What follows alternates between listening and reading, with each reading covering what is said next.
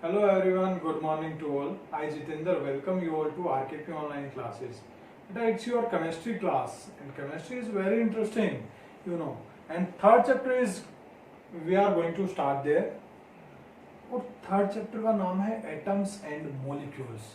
Atoms के बारे में हम सुन चुके हैं, कहाँ सुना याद करो तो आपको याद आएगा कि हाँ मैटर वाले चैप्टर में जो फर्स्ट चैप्टर था हमारा मैटर इन आवर सराउंडिंग, वहाँ हमने एटम का जिक्र सुना था। और वो कैसे सुना था, जो सेकंड टॉपिक था वहां पे कि मैटर की जो कैरेक्टरिस्टिक हम डिस्कस कर रहे थे, तो मैटर की कैरेक्टरिस्टिक को डिस्कस किया था, how small the particles of matter can be there. तो वहां पर हमने पढ़ा था कि जब मैटर को ब्रेक करते हैं तो वो क्रिस्टल्स निकलते हैं, क्रिस्टल्स को ब्रेक करते हैं तो वहां पे एटम निकलते हैं। तो आइए आज एटम को डिस्कस करते हैं। तो स्टार्ट करते हैं हमारे जो मेन टॉपिक है जो हम डिस्कस करने वाले हैं आज की क्लास में। तो फर्स्ट है हमारा इंट्रोडक्शन। तो इंट्रोडक्शन में क्या पढ़ेंगे कि जितनी भी सारी चीजें हैं, चाहे वो चेयर है, चाहे ये बोर्ड है, ये मार्कर है, चाहे कोई लिविंग है, चाहे नॉन लिविंग है, सारी चीजें किससे मिलकर बनी है? मैटर से। और मैटर किससे मिलकर बना है? एटम से। किससे मिलकर बना है? एटम से। यानी हर एक चीज के अंदर एटम प्रेजेंट है, लेकिन we are not able to watch it. हम इसको देख नहीं सकते। Here it's not visible. बहुत ज्यादा स्मॉल होता है, इतना स्मॉल होता है कि 1 सेंटीमीटर, कॉपर का एग्जांपल देता हूं आपको, 1 सेंटीमीटर कॉपर की वायर है, उसके अंदर लगभग 3 करोड़ 50 लाख एटम्स प्रेजेंट होते हैं 1 सेंटीमीटर कॉपर की वायर के अंदर। तो आइडिया लगा सकते हो कि कितने यहाँ पे एटम्स प्रेजेंट हैं हमारे सराउंडिंग्स में। उसके बाद हम डिस्कस करेंगे कि लॉ ऑफ केमिकल कंपोजिशन। अब केमिकल कंपोजिशन, कोई भी केमिकल चेंज होता है उसके अंदर कौन हिस्सा लेता है? एटम्स हिस्सा लेते हैं। कौन हिस्सा लेगा बेटा? एटम। और वो जब एटम उसके अंदर हिस्सा लेंगे तो वहां पे कौन सा लॉ फॉलो होगा? तो 3 लॉ फॉलो होते हैं वहां पे। कौन सा? Law of conservation of mass. Conservation का मतलब क्या होता है कि कोई चीज से कंजर्व, जिसको ना तो नष्ट किया जा सके ना उसको बनाया जा सके, ठीक है। It can be neither created nor destroyed. Clear है? तो जो एटम है, एटॉमिक मास है, तो फर्स्ट लॉ हो गया हमारा law of conservation of mass. ठीक है। मास कौन सा? एटम का मास, एटॉमिक मास। उसको हम ना तो बना सकते ना उसको डिस्ट्रॉय कर सकते।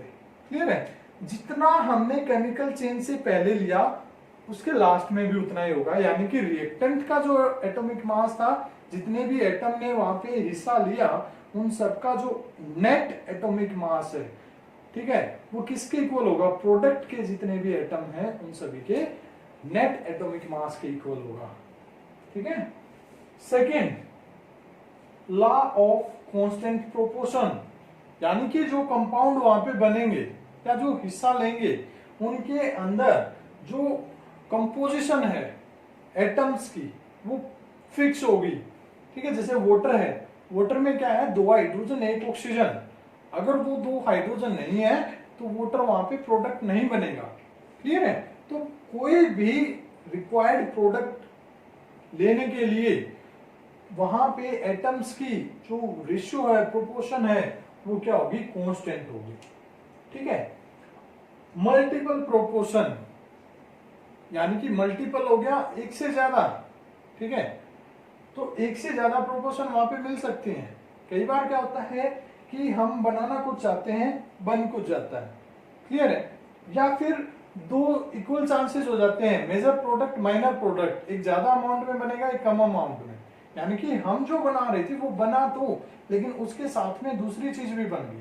क्लियर है? अब ये दिए किसने? जो law of conservation of mass है वो एंटोनी लवोजियर ने दिया था। किसने? एंटोनी लवोजियर। अब इसने क्या बताया था कि मास can neither be created nor destroyed during a chemical change. कि कोई भी केमिकल चेंज होगा, कोई भी केमिकल रिएक्शन होगी, उसमें मास है वो डिस्ट्रॉय नहीं होगा, ना ही नया बनेगा। यानी कि हमने रिएक्टेंट अगर 600 ग्राम लिया तो प्रोडक्ट में भी क्या बनेगा, 600 ग्राम ही बनेगा, 600 ग्राम में मिलेगा। ठीक है, ओवरऑल प्रोडक्ट का बता रहा हूं, ओवरऑल रिएक्टेंट का। ठीक है, जैसे फॉर एग्जांपल मैंने क्या किया, एक रिएक्शन को मैं फॉलो कर लेता हूं, N2 प्लस H2 हेवर प्रोसेस है ये, क्या बनेगा, NH3 बनेगा, यहाँ पे अमोनिया हमारा बन जाएगा। इसको बैलेंस करेंगे तो ये आ जाएगा 2 और ये आ गया 3। मान लो ये लिया मैंने 5 ग्राम और ये लिया मैंने 7 ग्राम, तो प्रोडक्ट अमोनिया कितना बनेगा हमारा, 12 ग्राम। ना तो 11.9 बनेगा ना 12.1 बनेगा। क्लियर है। अगर ये सिंगल प्रोडक्ट है, इसके साथ में कुछ और है तो उसमें ये बढ़ सकता है। क्लियर। एक और एग्जांपल ले लेता हूं, कैल्शियम कार्बोनेट का एग्जांपल लिया, CaCO3 का जो लाइमस्टोन होता है, उसको जब हीट किया तो क्या बनेगा, ये ट्राइंगल होता है हीट के लिए। क्लियर बेटा। तो क्या बनेगा, कैल्शियम ऑक्साइड क्विकलाइन प्लस CO2, ये मान लो हमारा 15 ग्राम है, तो ये मिला मेरे को कितना, मान लो 11 ग्राम मिल गया, तो CO2 कितनी होगी, 4 ग्राम। जस्ट एग्जांपल बता रहा हूं, ऐसे बनते नहीं है। ठीक है, जस्ट एग्जांपल। लाइमस्टोन लिया हमने 15 ग्राम, तो देखो ये 11 ग्राम बन गया, तो यहां कितना बचा, 4 ग्राम। ये 12 होता तो ये 3 हो जाता, लेकिन रहेगा overall mass of product will be equal to the mass of reactant. Clear है बेटा। तो ये चीजें इसके अंदर पढ़ेंगे। और सेकंड था हमारा कांस्टेंट प्रोपोर्शन का जो ला दिया था, वो किसने दिया था, जोसेफ प्रोस्ट ने। किसने, जोसेफ प्रोस्ट ने। क्लियर है। अब उसके बाद जो मेन मुद्दा है इस चैप्टर का, वो क्या है, डाल्टन एटॉमिक थ्योरी। क्या है, डाल्टन एटॉमिक थ्योरी। तो ये है क्या, जॉन डाल्टन एक साइंटिस्ट था, इंग्लैंड का साइंटिस्ट था, काफी गरीब परिवार में पैदा हुआ। अपनी जो प्राइमरी एजुकेशन है उसने अपने गांव से ली, अपने फादर के सपोर्ट से। फिर क्या हुआ, मात्र 12 साल की उम्र में उसने पढ़ाना स्टार्ट कर दिया था, और पढ़ाता भी क्या था, फिजिक्स, केमिस्ट्री और मैथ, ऐसे ऐसे सब्जेक्ट पढ़ाता था जो बड़े बड़े नहीं पढ़ा पाते, मात्र 12 साल की उम्र में। फिर वो क्या गया, फिर वो फर्दर यूनिवर्सिटीज में उसको बुलाया गया पढ़ाने, और फिर क्या किया उसने, 1794 के अंदर रिसर्च स्टार्ट कर दी, और 1808 में उसने एटॉमिक थ्योरी दे दी, डाल्टन एटॉमिक थ्योरी। क्लियर है। इस थ्योरी में उसने क्या कहा कि कोई भी मैटर है वो टिनी पार्टिकल से मिलके बनता है, जिसको फर्दर हम डिवाइड नहीं कर सकते, और उसका नाम दिया उसने एटम। तो हर जगह हम यही सुनते हैं, यही देखते हैं कि एटम को किसने डिस्कवर किया, जॉन डाल्टन ने। लेकिन ऐसा नहीं है, हमारा इंडिया किसी से पीछे नहीं है बेटा। इंडिया में एक काफी ज्ञानी हुए हैं, महर्षि कनद। कौन, महर्षि कनद हुए हैं। यहां लिख देता हूं, हिंदी में लिख देता हूं, महर्षि कनद। इसने क्या किया था, डाल्टन से भी पहले इसने बताया था कि जो भी पदार्थ है, मैटर को पदार्थ बोला इंडिया में, मैटर को क्या बोलते हैं, पदार्थ, हिंदी में पदार्थ। कि जो पदार्थ है, मैटर है, अगर इंग्लिश में हम देखें, वो छोटे छोटे कणों से मिलके बनता है, काफी छोटे छोटे कणों से मिलके बनता है, जिसको आगे तोड़ा नहीं जा सकता। उसको हम क्या बोलते हैं, परमाणु। क्या बोलते हैं, परमाणु। ठीक है। यानी कि पदार्थ किससे मिलके बना, छोटे छोटे परमाणुओं से मिलके बना। इन्हीं परमाणु को डाल्टन ने क्या बोल दिया, एटम बोल दिया। क्या बोल दिया, एटम। तो इंडिया किसी से पीछे नहीं है। इंडिया के इस विद्वान ने, महर्षि कनद ने पहले ही ये बता दिया था कि जो पदार्थ है वो परमाणु से मिलकर बना है। डाल्टन ने सिर्फ उसी को मॉडिफाई कर दिया और एक इंग्लिश नेम दे दिया, क्या, एटम, और जिसको हम आज फॉलो करते आ रहे हैं। और क्रेडिट किसको गया, डाल्टन को गया। क्लियर है बेटा? चलो छोड़ो, हमें क्या करना है, जो बुक में दे रखा है हमें तो उसी को स्टडी करना है। लेकिन मैं आपको बता देता हूँ कि जो फर्स्ट कंसेप्ट दिया था महर्षि कनद ने दिया था एटम के बारे में, ठीक है, लेकिन उसको उस टाइम पे क्या बोला था, परमाणु बोला था। उसके बाद एक बात और देखो, जो सेकंड मॉलिक्यूल, ठीक है, मॉलिक्यूल का कंसेप्ट भी किसने दिया था, एक इंडियन विद्वान ने दिया था, नाम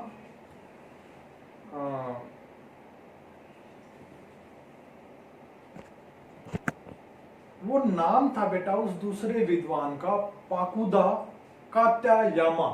क्या नाम था, पाकुदा, लिख देता हूं यहां पे, पाकुदा कात्यायामा।